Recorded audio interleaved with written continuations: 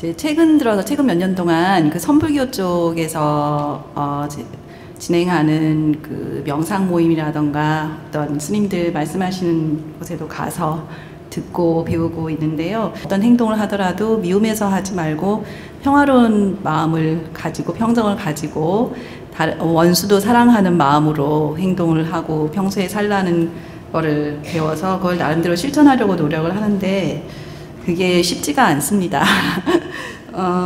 그리고 저는 사회 문제, 사회정의라던가 이제 뭐 평화, 뭐 환경 문제, 뭐 남녀 차별, 인종 차별, 장애인 차별 이런 쪽으로 많이 생각하면서 관심을 가지고 살다 보니까 누가 이제 이런 문제들은 개인적으로도 나타나고 뭐 법이나 그 정책으로도 나타나지 않습니까? 그래서 이런 걸 주변에서 보면은 그냥 이제 화가 나기도 하고 어떤 행동을 취해야지 이거를 그냥 가만히 응시하고 평화로운 마음으로 내 마음의 평정을 찾기까지 기다릴 수는 없다고 느껴지는 경우가 많습니다.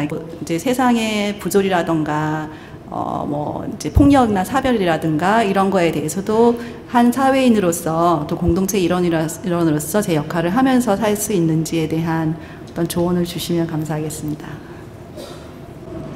우리가 자식을 키우는 부모 입장에서 자식은 정말 아끼고 사랑하는 존재죠. 근데 자식이 올바르지 않는 길을 갈 때 어떻게 해야 되겠느냐 이런 문제예요. 그럴 때 아끼고 사랑하니까 아예 하지 않은 대로 내버려 둬야 되느냐, 올바른 길을 가지 않으니까 화를 내고 아이를 때려야 되느냐.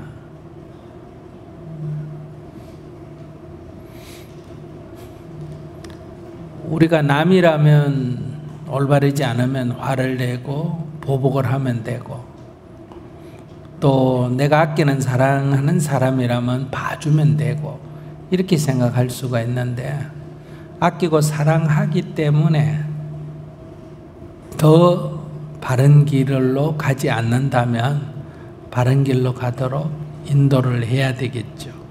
그러니까 그럴 때 꼭 미워서 아이를 못하게, 그렇게 못하게 하는 것은 아니라는 거예요. 아이를 사랑하고 아끼지만은 그 길은 바른 길이 아니기 때문에 그 길은 가서는 안 된다, 이렇게 우리가 가르치지 않습니까? 다른 비유를 든다면 호랑이가 우리 어머니를 물어서 죽였다. 그러니 화가 나서 호랑이를 죽인다. 이거는 보복이단 말이에요. 보복. 그런데 호랑이가 우리 어머니를 죽였기 때문에 보복으로 호랑이를 죽이는 게 아니고, 호랑이가 이웃집 할머니를 또 물어 죽이려고 하기 때문에 이웃집 할머니를 살리기 위해서 호랑이를 죽인다. 이럴 때는 보복이 아니다 이 말이에요. 그러니까 우리가 어떤 사회적 정의를 할 때 개인적 보복으로 하는 것은 옳지 않다. 공익을 위해서 우리가 그 제재를 가해야 된다, 이런 얘기죠. 어떤 남자가 나를 성추행을 했다. 그러니까 내가 기분 나빠서 그 남자에게 혼을 내줄 거냐, 아니면 창피하니까 그냥 참고 갈 거냐, 이런 고민을 하는데, 그 남자가 나를 성추행한 것은 봐줄 수가 있지만은 그 남자가 그냥 내버려 두면 다른 사람을 또 성추행할 수가 있기 때문에 공익을 위해서 반드시 고발을 해야 된다, 이런 얘기. 그렇기 때문에 내가 평정심을 유지하는 것과 사회 정의를 실현하는 것은 분리될 수가 없다, 이런 얘기. 내가 화가 나면 그것은 그 사람의 문제가 아니라 나의 문제, 수행의 문제고, 그것은 내가 진정을 시켜야 할 문제고, 그 사람을 올바른 길로 인도하는 것은 내가 마음이 편안하냐 불편하냐고 관계없이 공익을 위해서 또 해야 할 행동이다. 그러니까 정의로운 행동은 내가 분노하면 정의로운 행동을 하고 분노하지 않으면 정의로운 행동을 안 한다. 이런 것은 잘못된 생각이다. 정의로운 행동이라는 것은 공동체 전체를 위해서 하는 행동이기 때문에 그것을 평정심을 가지고 해라. 분노로 하지 말고 평정심을 가지고 해라. 이런 얘기. 처음에 화가 나, 그러니까 어떤 개인의 관계에서 그럴 수도 있고, 이 사람이 나한테 좀 부당하게 대한다, 뭐 내지는 표현을 제대로 못한다, 나쁘게 한다던가 그렇게 해서 화가 나는 경우도 있고, 또 화가 나면 무조건 내 문제. 화가 나는 것은 어떤 이유로도 박근혜 대통령이 하는 걸 보고 화가 났대도 화가 나는 건 내 문제다. 아베 총리가 하는 발언을 듣고 트럼프 대통령이 하는 발언을 듣고 내가 화가 난다 하면 화가 나는 것은 나의 감정의 문제지. 그러니까 그것은 내 문제지. 그건 트럼프 문제도 아니고 아베 문제도 아니고 그렇다 이 얘기예요. 그러면 그만 있어야 돼. 그냥 내버려둬야 되느냐? 그게 아니다는 거예요. 화가 나는 것은 내 감정의 문제다. 그건 내 문제다. 수행자라면 그것은 진정시켜야 할 과제다. 그러나 그 발언이 사회적 정의에 어긋난다면 그것을 위해서 행동하는 것은 행동은 해야 된다. 사회 정의를 위해서. 그러면 화가 안 나면 행동을 안 하고 행동을 하려면 화가 나야 되고 이게 잘못된 생각이다. 평정된 마음을 가지고 그 사람의 인간으로서의 그 사람에 대한 애정을 가지고 행동을 해야 된다는 말씀이시죠? 예를 든다면 박근혜 대통령이 미워서 반대할 수도 있지만 박근혜 대통령이 저렇게 하면 반드시 저 사람에게 나중에 큰 고통이 따를 거다. 그러니까 그걸 반대할 수도 있잖아. 우리가 어떤 피해를 입으면서도 반대할 수 있잖아. 이게 자비심을 가지고도 우리는 반대할 수가 있다.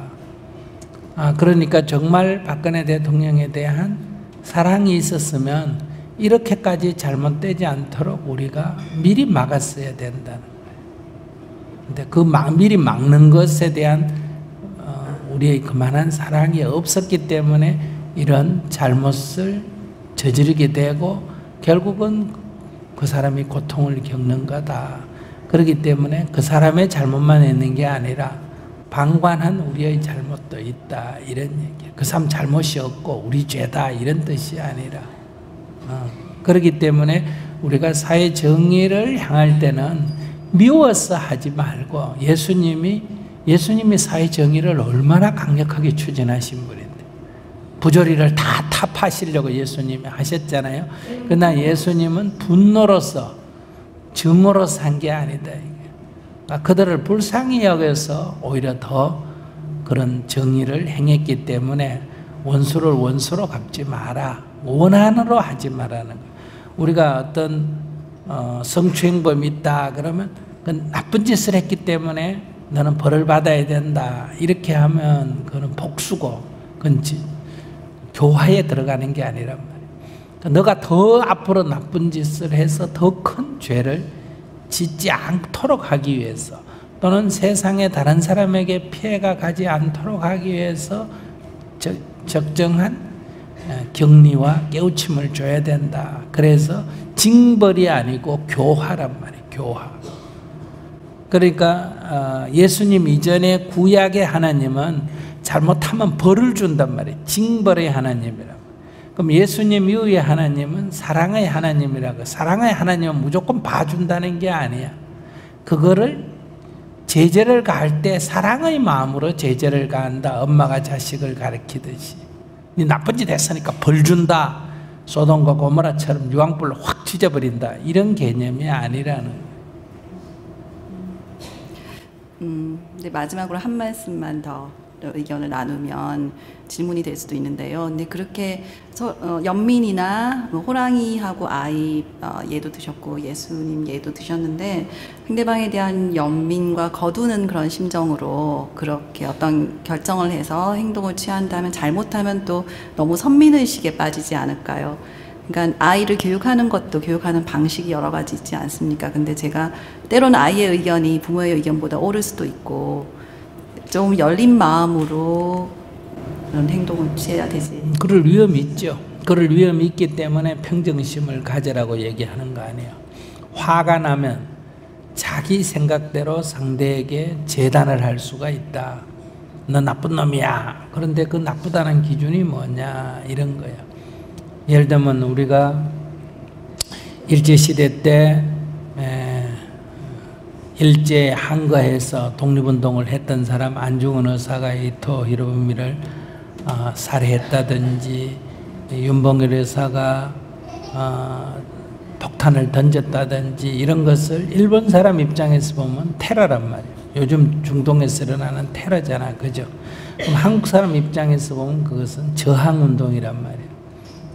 그러니까 어떤 것을 우리가 옳으니 그르니 볼 때 자칫 잘못하면 자기 감정에 의해서 옳은 행동이다, 정의로운 행동이라고 표현하기가 쉽기 때문에 항상 평정심을 유지하고 애민의 마음에서 정의를 실현해야지 복수심으로 정의를 실현하면 결국은 부작용이 발생한다. 그래서 원수를 원수로 갚지 말라는 거지 원수를 뭐 내버려 둬라, 나쁜 짓을 하는 걸 내버려 둬라 이런 게 아니란 말이에요.